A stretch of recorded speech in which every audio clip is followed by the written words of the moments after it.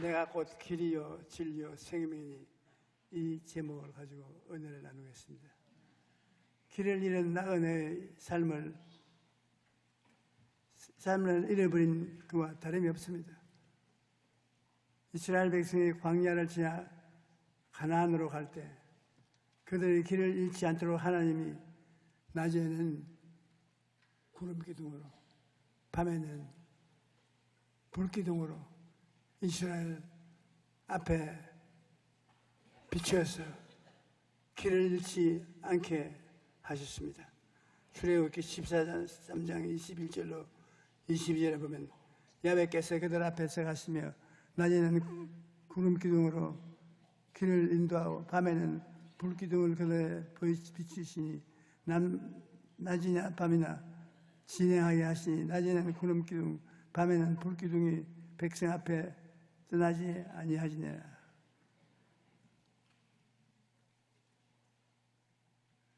얼마나 길을 잃지 않는 것이 중요한 이 하나님의 특별한 섭리를 보아서 우리가 알 수 있습니다. 인생의 길에서 우리가 무엇을 보고 길을 찾아갈 수 있습니까? 비행기를 조종하여 공중에 올라가면 그때부터 계기를 봐야 됩니다. 자기의 육신의 시력이나 감각을 의지하지 말아야 됩니다. 폭우나 안개 속에 갇혔을 때 조종사의 생사는 계기에 달렸습니다. 그 계기를 보지 않고 자기 감각을 의지하면 사고가 납니다. 잠언서 16장 9절에 사람이 마음으로 자기의 길을 계획할지라도 그 길을 인도하시는 이는 야훼시니라. 우리가 우리 인생길을 여러 가지로 계획을 할지라도 길을 잃지 않고 올라가야 되자면 야훼 하나님께서 인도한다는 것입니다. 시편 119편 105절에 보면 주의 말씀은 내 발의 등이요 내 길의 빛이니이다. 우리 이 세상에 살아가는데 주님의 말씀이 등이요 발의 길이 되는 것입니다. 시편 23편 4절에 내가 사망의 엄침한 골짜기로 다닐지라도 해를 두려워하지 않을 것은 주께서 나와 함께 하심이라. 주의 지팡이와 막대기가 나를 안위하시나이다. 주님의 지팡이와 막대기는 성경이 바로 그것입니다. 우리 성경에 하나님이 지팡이와 막대기를 말씀으로 심어 놓았으니 그를 타여 찾아서 길을 잃지 않도록 해야 되는 것입니다. 하나님의 말씀을 따라가면 길을 찾게 돼요. 아브라함은 하나님의 말씀에 순종하여 고향 친척 아비 집을 떠나 하나님 지시한 대로 갔습니다.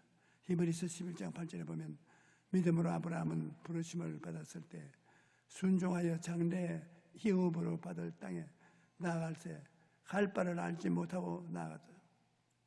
그렇다면 아브라함은 무엇을 바라보고 나아서가요?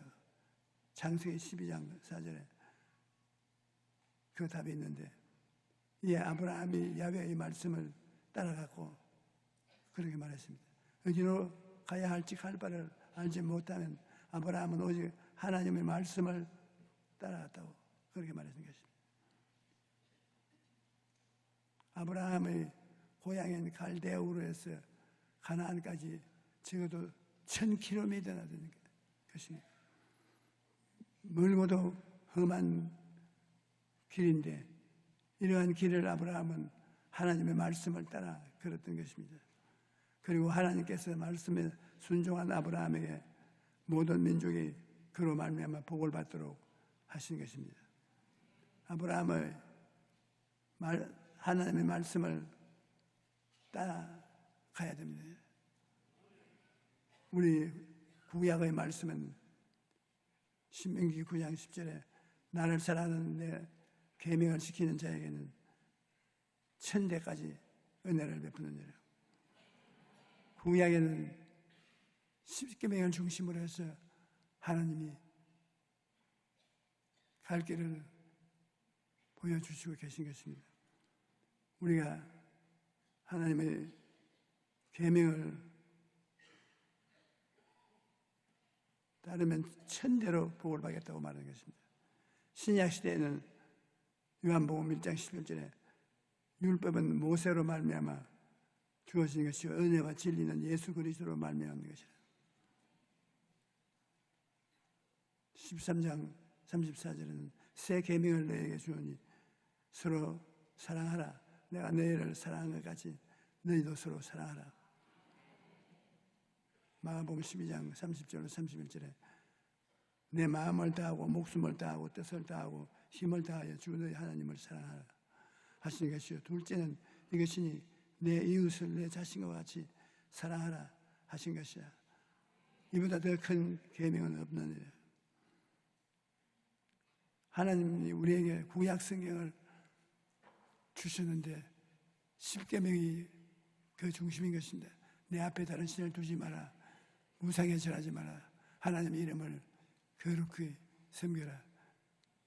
그렇게 나옵니다. 살인하지 마라. 간음하지 마라. 도둑질하지 마라. 내 이웃을 거짓 증거하지 마라. 내 이웃을 본받으라고. 우리가 십계명을 계명으로 읽습니다. 그러나 신약 성경에 와서는 예수님 말씀대로 사랑이 제일이니 사랑을 해야 되는 것입니다. 하나님께서 우리에게 형통한 삶의 비밀을 알려주신 것입니다. 시편 1편 1절로 3절에 복 있는 사람은 악인의 꾀를 따르지 아니하며 죄인의 길에 서지 아니하며 오만한 자들의 자리에 앉지 아니하여 오직 야훼의 율법을 즐거워하여 그 율법을 주야로 즐거워한도다. 그는 시냇가에 심은 나무가 철을 따라 열매를 맺으며 그 잎사귀가 마르지 아니함 같으니 그가 하는 모든 일이 다 형통하리로다. 여기 복이 있는 사람이라는 복은 히브리어로 행복하다는 뜻입니다. 하나님의 말씀을 사랑하고 그 말씀을 따라 살면 하나님께서 우리에게 행복한 삶을 준다는 것입니다. 그리고 예수님이 오신 이후에 신약 시대에는 생명의 길이신 예수님을 따라가야만 하는 것입니다. 매추 헨리는 우리를 하늘 인도하는 길은 매일매일 주님과 함께 걷는 것이라고 말하는 것입니다. 우리는 인생의 길을 걸어갈 때 언제나 하나님과 함께 걸어가야 되는데 구약은 십계명 중심으로 신약은 예수님의 사랑 중심으로 우리가 걸어가야 되는 것입니다. 말씀이신 예수님과 동행을 해야 되는 것입니다. 신구약 말씀을 우리에게 보배인 것입니다. 디모데후서 3장 16절에 보면 모든 성경은 하나님의 감동으로 된 것으로 교훈과 책망과 바르게 함과 의로 교육하기에 유익하다. 고린도후서 4장 10절에는 우리가 이 보배를 질그릇에 가졌으니 이는 심히 큰 능력은 하나님께 있고 우리에게 있지 아니함을 알게 하십니다. 우리는 보잘것없는 질그릇 같은 인간이 아니지만 우리 속에 보배로운 예수님이 계시다는 것입니다. 사막을 우리가 여행을 할 때 모래 구덩이에 빠지면 차가 못 나갑니다. 모래에 빠지면 윙 하고 악셀레이터를 밟으면 땅 모래로 더 깊이 빠져들어가고 어찌할 바를 모릅니다. 그때는 어떻게 해야 되냐? 차 바퀴에 공기를 뽑아야 되는 것입니다. 바퀴가 탱탱하여 있으면 모래를 파헤쳐버리고 쭉쭉하게 되어야 모래 위를 길을 찾아 나가는 것입니다. 우리도 인생 사막에 빠져서 못 나가 방황을 할 때는 하나님 앞에 항복하고 교만과 오만 자랑을 뽑아야 되는 것입니다. 바람을 빼는 같이 하나님께 모든 것을 맡기고 인생의 모든 것을 빼놓아야 되는 것입니다. 내 힘으로 내 생각대로 해보겠다고 하지 말고 바람을 빼야 합니다. 즉 모든 것을 하나님께 맡기고 기도해야 되는 것입니다. 그러므로 어려움을 당할 때 우리가 시간을 내가지고 기도원에 들어가서 자기의 모든 것을 다 하나님 앞에 내놓고 자기 기운을 뽑아야 돼요. 하나님에게만 의지하면 하나님께서 인도해 주시는 것입니다. 인생의 길을 가다가 넘어졌을 때 그대로 주저앉아서는 안 됩니다. 시편 기자는 극심한 고난을 당할 때 나의 영혼이 눌림으로 말미암아 녹사오니 주의 말씀대로 나를 세우소서 그와 같이 기도했습니다. 또 그가 그의 말씀을 보내어 그들을 고치시고 위험한 지경에서 건지신다고 말씀했습니다. 영혼이 눌려서 녹을지라도 힘들고 고통스러울 때 포기하지 말고 하나님 앞에 나가 의지해야 되는 것입니다. 그러면 하나님께서 말씀을 보내어 우리의 몸과 마음을 고치시고 위험한 상황에서 건져주시는 것입니다. 어거스틴은 우리가 어디서 넘어지든지 넘어지는 그곳에서 하나님의 말씀의 지팡이를 붙들고 다시 일어나야 한다고 말했습니다. 다 끝났다. 이젠 더 이상 일어날 수 없다. 라고 생각할 때 다시 일으켜 세우시는 하나님을 바라보아야 됩니다. 하나님의 말씀을 붙들고 기도하면 하나님께서 넘어지는 자리에서 우리를 다시 일으켜 세워주시는 것입니다. 예수님은 하나님의 말씀이신 것입니다.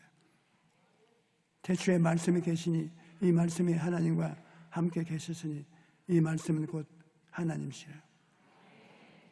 우리 하나님 말씀을 못 찾아 방황할 때 예수님을 찾으면 바로 예수님이 하나님의 말씀이요 하나님이신 것입니다. 말씀이 육신이 되어 우리 가운데 계하심에 우리가 그의 영광을 보니 아버지의 독생자의 영광이요 은혜와 진리가 충만하더라. 예수님이 아버지 안에 계시고 아버지가 예수님 안에 계시고 예수님을 만나면 아버지를 만나게 되는 것입니다. 예수께서 이르시되 내가 곧 길이요 진리요 생명이니 나로 말미암지 않고는 아버지께로 올 자가 없나니라. 인생은 흔히 길을 가는 것에 비유하는데 결국 인생에는 두 가지 길이 있습니다. 생명으로 인도하는 길과 사망으로 가는 길인 것이죠. 그런데 생명으로 인도하는 길은 예수님밖에는 안 계십니다. 그래서 예수님께서 내가 곧 길이요 진리요 생명이니 나로 말미암지 않고는 아버지께로 올 자가 없느니라고 말씀하신 것입니다. 그리고 어느 길을 선택할 것인지는 내가 하나님 앞에서 결정을 해야 되는 것입니다. 생명의 길이신 예수님을 구주로 영접할 때 영생을 얻게 되는 것입니다. 내가 아버지의 계명을 지켜 그의 사랑 안에 거하는 것 같이 너희도 내 계명을 지키면 내 사랑 안에 거하리라. 무엇이든지 구하는 바를 그에게서 뺏나니 우리가 그의 계명을 지키고 그 앞에서 기뻐하시는 것을 행하면 그의 계명을 이것이 곧 그 아들 예수 그리스도의 이름을 믿고 그가 우리에게 주신 계명대로 사랑하는 것이라. 여러분, 우리가 하나님 말씀을 받고 하나님을 만나야 되는 것입니다. 살아있는 믿음을 가져야 되는 것입니다. 우리가 체험을 통해 살아있는 믿음을 가져야 하는 것입니다. 지난해 5월에 마포대교구 조문자 권사님이 그의 손녀딸을 데리고 제 기도를 받으러 왔습니다. 손녀딸이 아기를 못 가져서 기도하러 온 것입니다.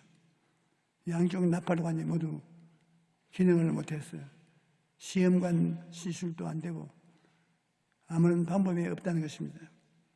그래서 기도를 받고 갔는데 며칠 전 권사님에게서 편지가 오기를 우리 손녀딸이 임신했던 것입니다.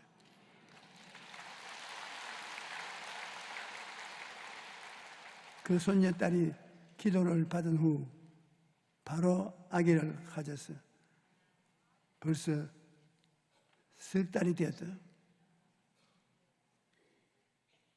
제가 그 손녀딸이 기도받으러 왔을 때 그림을 그려가지고서 온 것을 보았습니다. 어떻게 보여드릴 수 있나요? 제가 어린애 가진 모습을 그림을 그렸어요. 그림을 내가 그릴 수 있으면 배가 볼록하게 된 그림을 그렸어요. 그래서 그 그림을 그 권사님도 보고 그 조카딸도 보고 저도 보고 우리 하나님 무엇인지 기도한 것은 받은 줄로 믿으라고 했으니 오늘 우리가 기도하고 난다면 육체적으로는 아기를 못 낳을 것이라도 하나님은 낳게 할 수가 있으니까 낳게 해주십시오. 그러고 한데 바라보는 법칙을 중에서 이미 아기를 가진 모습을 바라보면서 기도하여 응답을 받은 것입니다. 여러분 기도할 때 바라봄의 법칙을 좀 사용하십시오. 사람들이 너무나 바라보지 않고 기도하는 것입니다. 아브라함이 하나님 보고 15년 동안 기도해도 어린아기를 안 주시는 하나님 너무 섭섭합니다. 그 하나님이 잔소리 마라. 저녁에 밖으로 나와라. 하늘을 쳐다봐라. 뭐가 보이냐? 별들이 보입니다. 얼마나 보이냐? 한없이 많아 보입니다. 저것이 네 자녀들이 될 상징이다. 그러니까 아브라함이 믿었습니다. 하나님이 아브라함의 믿음을 기쁘게 느꼈습니다. 바라봄의 법칙을 통해서 없는 것을 있는 것 같이 바라보는 것을 하나님이 기쁘게 느꼈습니다. 긍정적인 생각에 꿈을 가지고 이미 이루어진다고 기도하고 믿고 없는 것을 있는 것 같이 고백하고 나가면 하나님이 기뻐하시고 은혜를 주시는 것입니다. 독수리나 곰을 박제로 만들어 전시해 놓은 것을 보면 마치 살아있는 것 같은 그림 같은 것입니다. 독수리는 눈이 반짝반짝거리고 곰은 발톱을 드러내고 당장 뛰어나올 것 같습니다. 그러나 실상 그들은 죽어있는 생명이 없는 자유롭게 움직이지 못하는 박제일 뿐입니다. 자칫 누가 건드리려도 하면 힘없이 쓰러져서 부서지고 마는 것입니다. 여러분의 신앙이 형식적이고 율법적인 믿음은 박제된 동물과 같아서 그러한 믿음을 고난과 어려움에 쉽게 무너지고 말며 살아있는 신앙이 되지 못합니다. 살아있는 믿음은 말씀을 통해 성령께서 역사하시는 믿음인 것입니다. 할 수 있거든요. 무슨 말이냐? 믿는 자에게는 능치 못함이 없다고 말씀과 같이 하나님의 살아있는 기적적인 역사를 체험해야만 되는 것입니다. 예수 그리스도는 어제나 오늘이나 영원토록 동일하시고 본질은 세상 끝날까지 내가 항상 너와 같이 하고 너희 두세 사람이 있는 곳에 나도 너희 가운데 있겠다고. 그러니 오늘 우리 가운데 예수님이 계십니다. 우리가 막다른 골목에 처했을 때 주 예수님을 의지하는 예수님이 역사하시는 것입니다. 예수님이 성령으로 역사하신 여러분의 생활 속에 살아서 문제를 해결하고 나시면 여러분 그런 신앙은 살아있는 신앙인 것입니다. 살아있는 신앙을 우리가 가지셔야지 그렇지 못하면 슬픈 일인 것입니다.